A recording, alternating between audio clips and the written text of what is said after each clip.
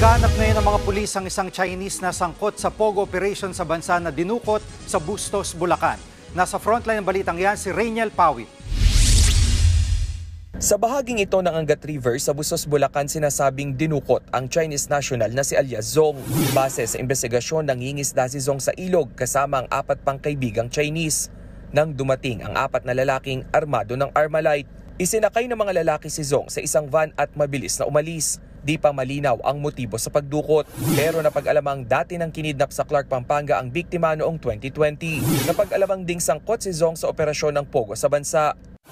Lumalabas po na naka-involve po sa Pogo itong biktima po at kahapon po ay nagkaroon na po ng payment.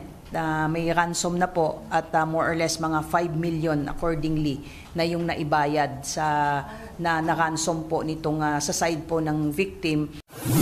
Sa pamamagitan ng cryptocurrency, ipinadala ng pamilya ng biktima ang ransom. Kaya pahirapan ang pagtukoy at paghanap sa mga salarin.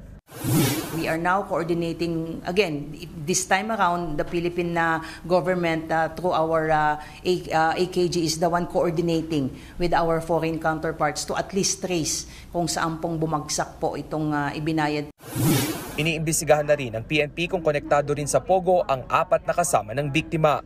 Nagbabalita mula sa frontline, Rainiel Pawid, News 5. Mga kapatid, Jiggy Manikad po, iba na ang may alam at may pakialam sa panahon ngayon. Para sa konkreto, kumpleto at komprehensibong balitaan sa Frontline, mag-follow at mag-subscribe sa social media pages ng News 5.